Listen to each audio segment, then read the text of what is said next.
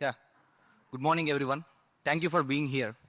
Today we are going to discuss about how our Wi-Fi performance is getting affected when we have this BLE interference. Yeah.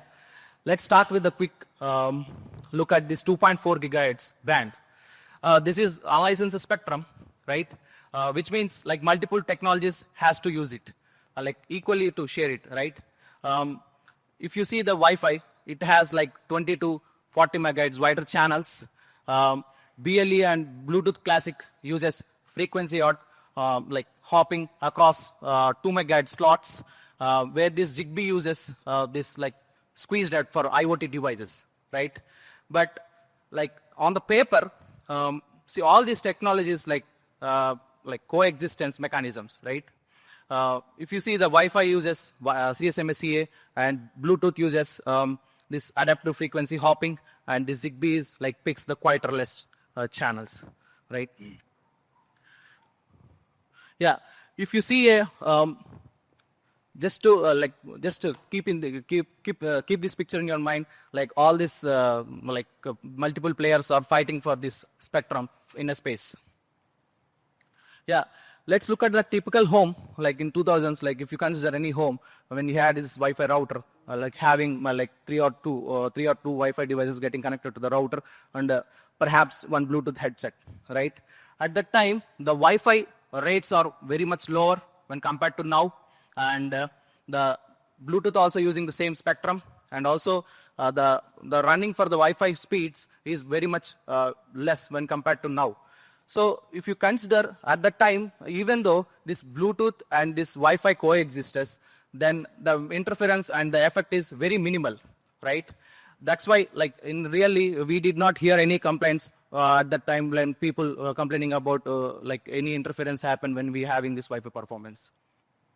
If you consider now, like in a modern home, we are about to have, let's say, 15 Wi-Fi devices getting connected to the same router, and also 10 devices like using the like Bluetooth devices using the same spectrum, right?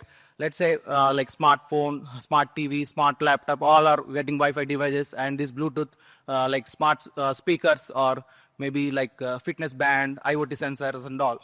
But the thing now, the people are looking, the difference here is the high demand data rate, right? So these guys are like using the like across 2 megahertz, 2.4 megahertz spectrum, 2.4 gigahertz spectrum, like they are requiring more data rates. Now the thing is whether these BLE devices are getting like the Wi-Fi performance is getting affected by this BLE devices or not. With these case studies, we are going to like discuss what we gone through and how we did the testing and all. Let's have a look at that next slide. Check. Yeah, hi everyone, this is Yaswanth. So before moving forward, I would like to ask, does anyone in this hall have smartwatches with you right now? Yeah, I can see a couple of hands raising for that. So do we have any Bluetooth AirPods with you? None, really? Oh, sorry, yeah, I can see hands right now. Yeah, so for everything, just we ask the examples right now, like a smartwatch or even a Bluetooth AirPod, they all have a common language, which is nothing but Bluetooth. In recent terms, it's also been developed to Bluetooth Low Energy. So these would be the most common and the daily devices that we use in our day-to-day lives, something like IoT bulbs. So mostly we would be using Bluetooth headsets or even smartwatches. So these would be the devices that we would be using in our day-to-day lives. I guess most of you would be using them as well. So before these devices actually, before you use it or even pay to them, they need to actually announce themselves. So just like how Wi-Fi announces itself with a beacon, Bluetooth also, or the Bluetooth devices actually announce themselves with an advertisement. So those advertisements are actually of 4 types. So these are the 4 types of advertisements that we have in Bluetooth Low Energy. But instead of going into them like in technical detail, let's use some kind of an example so that we can actually understand each of them. Let's start them one by one. The very first one would be the connectable and a scannable. So this is actually the most used case in our day-to-day life. Like for example, if you're using a mobile phone and a smartwatch, your smartwatch would be announcing itself, hey, I'm here. Would you like to connect to me? So you will be seeing its name in your Bluetooth devices list, like an Apple Pro or maybe Samsung level, something like that. You'll be seeing the name of it, right? So once you click it, what happens is, before clicking it, the smartwatch will be sending out this ADV IND type of an advertisement over the air. So then what happens? The mobile can actually send a scan request, which is actually optional. So what happens in a scan request is, if the data in the advertisement is not sufficient, the one who actually initiates the connection, who's nothing but a central or your mobile phone, would be asking a scan request, like what else do you have with you? So for that packet, the smartwatch will be responding with a scan response, if at all it has a lot of data apart from what it has in the advertisement. Even if it doesn't have any external data, it will send an empty scan response for the scan request. And then what happens? So once you have clicked the button, like the name on the Bluetooth list, then the mobile phone will be initiating the connection. So then the connection will be established.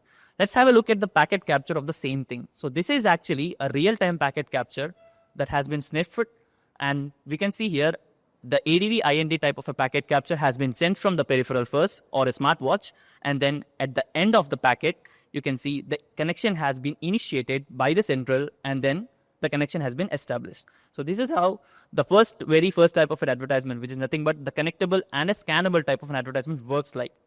And we can go for the next one, but to relate it with the same thing, if we connect the smartwatch for the first time, and if you want to connect it for the next day, like if you have connected it today, and if you want to reconnect it tomorrow, you don't need to go back to the Bluetooth page again. You just need to turn on your mobile, and you need to turn on your smartwatch. And what happens there? The connection initiates instantly, and it's repairs. Like you don't need to even send a command. So what happens here is, this is completely targeted, which is nothing but directed. This is our next type of an example, which is directed and connectable. What happens here is, the smartwatch will be sending out an ADV direct IND type of an advertisement directly to that mobile. And that mobile will be instantly understanding that this is the smartwatch that I have connected recently, and it will then send this connection initiation packet. So that's how the connection has been established in this part. And also we can have a look at the packet capture here as well. You can see the device has been sent the ADV type of an ADV direct IND type of a packet to the mobile phone, and then the mobile phone is actually initiating the connection. So this is how the second type of an advertisement works, the directed and connectable. We have also the next part, which is actually pretty interesting and also not much used in a day-to-day life, but it is something like an industrial level of an application. So the next example is actually scannable and connectable. And what happens here is, this is actually used in a large-scale environment, such as warehouses or storage houses, something like that. What happens here is, BLE tags, very low-powered BLE tags, are going to be implemented with some kind of boxes or the storage equipments that are actually placed in the warehouse. Let us say there are actually some hundreds of racks in a warehouse, and there are actually thousands of packages, something like that. So each and every package will be tagged with a BLE tag. This BLE tag can be worked with power supply or even on a coin cell battery. As the name itself suggests, Bluetooth low energy, the protocol itself is designed to utilize as low energy as possible. So that's how these kind of applications work. So coming to this example, what happens here is, this tag will be continuously sending out beacons, the advertisement. So advertisements will be sent by these tags. So this is how the typical it looks like. Each and every part of the warehouse and the boxes will be actually tagged with these BLE tags. What happens here is, it will be sending out advertisements. You will be knowing, like, the advertisement most probably containing like, hey, I'm package 1 to 3 or I'm package 3 to 4, I'm here. The advertisement will be saying out this data. So if the user or the scanner wants to know, okay, this is the package, we might know, but what rack is it in, or what the box might contain, then what happens is, that user, of course, the first one would be the advertisement, and then the scan request will be sent to that peripheral to requesting more information, such as, like, just as I said, in which rack it might be, what kind of things it might contain in itself, or if it is a battery consumption thing, how much battery it might be left. So that kinds of request can be sent in a scan request. For that, a scan response will be initiated from the peripheral. So that's how this type of examples of work. And it's all actually maintained by some kind of a mesh controller or even a cloud platform sitting somewhere in the warehouse. And the user can easily interpret them. So now let's have a look at the packet capture here. Here we can see an ADV IND type of packet capture has been sent, and then for that the scan request and scan response has been sent from the user to the peripheral. So coming to the next part, we have one more very interesting type of an advertisement. This type of an advertisement is actually completely rare and used in such a case where no connection or not even a scan response is actually initiated. It's more like a one-way announcement or something. So this is called non-scannable and also non-connectable. So you will be seeing the advertisement, but no user can scan it or no user can actually connect to it. If you might be wondering what kind of application it might be, it can be used in situations where you just need to broadcast the information and nothing more. For example, let us take this museum kind of scenario. So this portrait will be having a beacon implemented to it, maybe just beneath it or beside it, something like that. And that portrait will be sending out beacons into the air. And once you come into the proximity of it, you will be getting out the information of that specific portrait. So that's how it looks like. And this is the packet capture of an ADV non-con IND kind of a packet. So these are the situations which these kind of advertisements are used like. So to be more precise and to put everything in one single line, advertisements are like different types of starting a conversation. Sometimes it's open, just like a scannable, and sometimes it's targeted, but also sometimes it's informative, and sometimes it's just one-way announcement. So these are the types of advertisements that we have.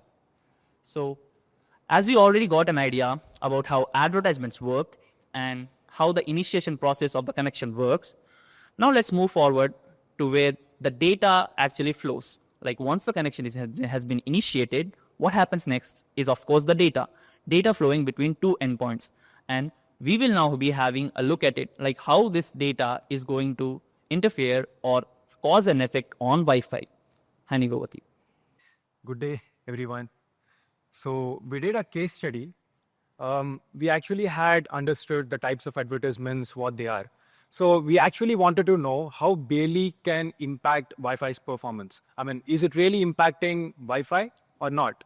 So we have understood the types of advertisements, what are the advertisements in the previous one. So we got the same doubt. What exactly happens if advertisements are in picture? So we ran a test. You can see in this graph that we have introduced BLE advertisements. So we have this box called BLE traffic generator, which can generate real-time BLE traffic. So here we generated the traffic in the form of advertisements, right? So we before starting the test, we induced the BLE advertisements traffic, and then we started the test.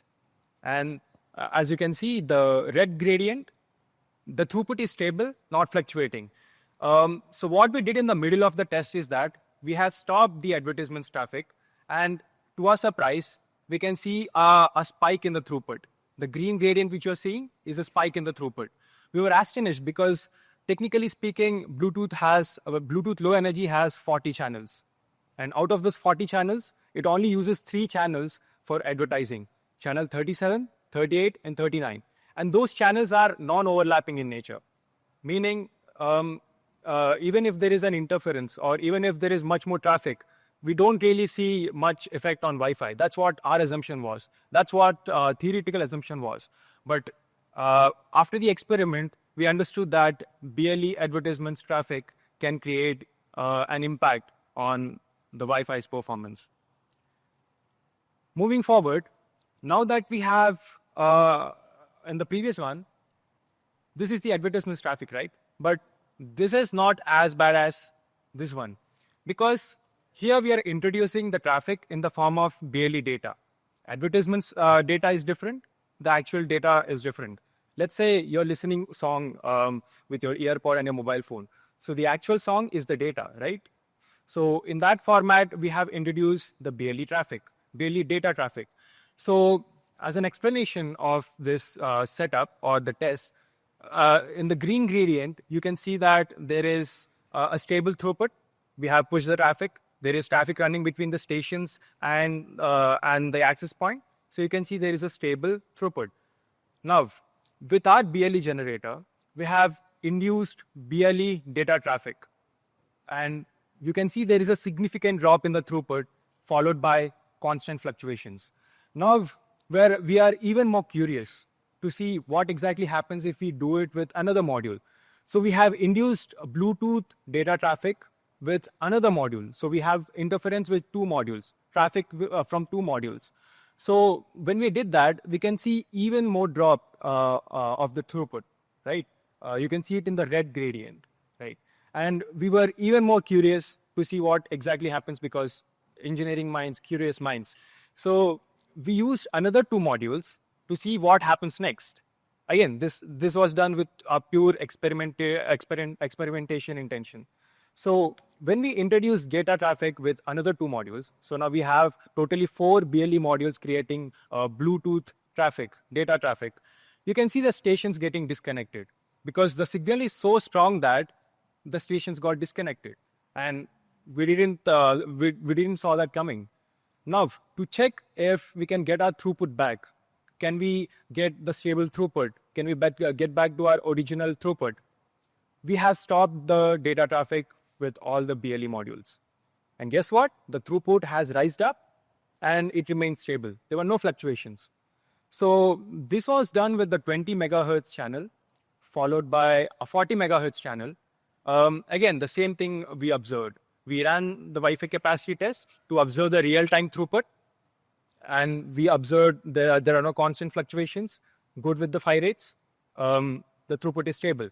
But when we induced the BLE traffic, data traffic again, we have seen a significant drop in the throughput, meaning BLE is directly affecting the Wi-Fi's performance. And these observations are, as I said, these observations are with a 40 megahertz channel. So we can see that approximately 20 megahertz of the spectrum is getting compromised. Now that we have seen it from the graph point of view, we actually wanted to know what exactly the signals behave, or we wanted to have a visual. So have you ever heard of spectrum analyzer? So you got it right. So we tried it with the spectrum analyzer to see the real-time signal jumping, because BLE has 40 channels and it hops across all the channels, right? So we started the traffic. Right now we have set the access point at channel 6.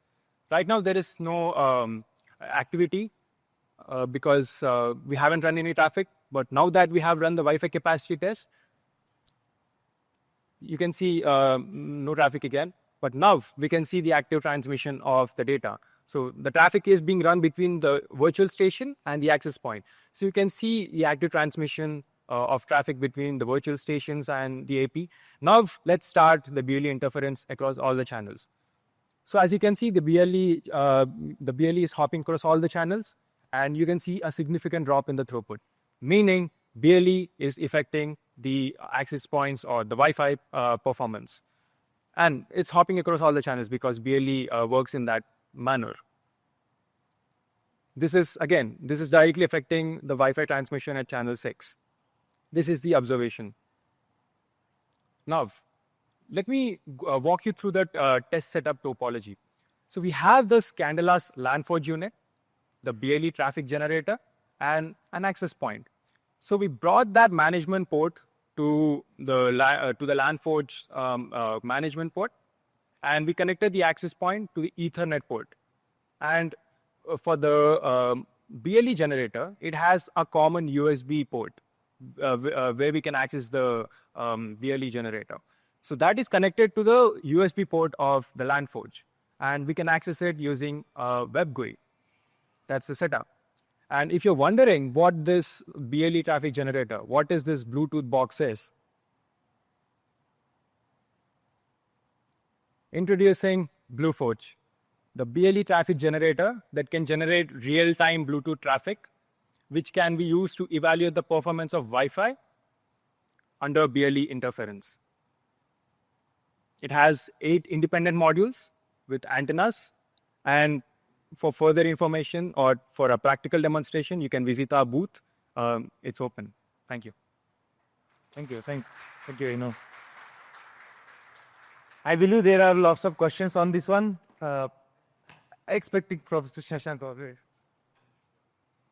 So by any chance, did you have a chance to test the impact of performance at different distances when Bluetooth devices are present at different distances?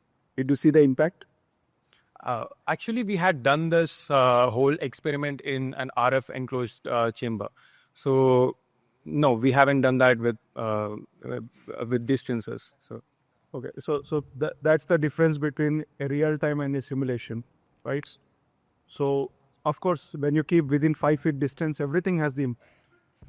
But when you in real time, access point is on the ceiling, and the Bluetooth devices are minimum 10 feet away from the access points, right? So that's the impact that you have to measure in real time.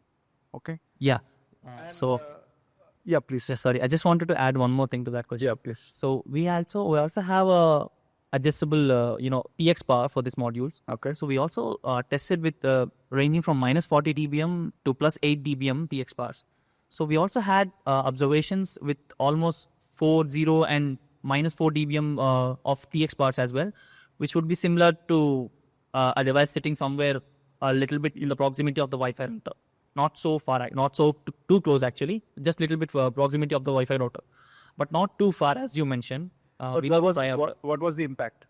It was almost the similar one, but just a little bit, not as much as we saw here, but it would be almost the similar one. Like it would be 50 to 40% of like what we saw right now, with those TX bars if we just put them in those TX bars. Oh. Yeah. So this is just for the next question is for educational purpose. Okay. Why do you think the client got disconnected? By any chance, did you take your capture? No, we haven't done that we haven't captured it, we haven't sniffed it. But the reason why the stations got disconnected is that the BLE interference signal is so strong that the radios in the LAN forge are unable to see the access point. So it is so intense. We have put the transmission power to positive 8 dBm, and we have done that with 4 modules. So the signal strength is so strong that the stations, the virtual stations, are unable to see the access point. So that's the reason why. So to add his point, so as we all know, the Wi-Fi follows this CSMSA, right? So like on the packet capture, when the stations got disconnected, we have seen that all the channels from the Wi-Fi is false. That means like there are no active from the Wi-Fi side if the Bluetooth transmissions are active on the air. That's what we observed through the packet captures. Okay. There are only 2 reasons. Okay. One, Bluetooth is as an interference, so the noise level increases. Hence, since the noise level increases, of course, the CSMA does not work as expected. And second, why the client disconnects is the beacons are missing. That is the only reason. That's why when you remove the Bluetooth, when you turn off the Bluetooth, that's why client is associating again. If you take the Wireshark capture, you would have seen that. Yes. Beacons will come back, then client will associate, and then performance starts triggering again. Exactly. Yeah. So, with the interest of time, we can take the questions at both. Any last minute question? One last. Yeah. I'm not familiar with Bluetooth 5 layer, but doesn't Bluetooth also do contention, access contention? Does it contend for access, or it just doesn't care about who other transmitters are? Yeah, actually, Bluetooth does use adaptive frequency hopping. Like once if the device is actually in proximity or if it can hear it, but in a dense situations, like whenever there are actually multiple Wi-Fi devices, also multiple Bluetooth devices, they all need to do this thing. Like they all need to transmit at the same time. And what happens? Each and everyone will be backing off with each other. And obviously what we are going to expect, the drop in throughputs in both BLE as well as in Wi-Fi because of these backoffs. Okay. Yeah. Thank you. Okay.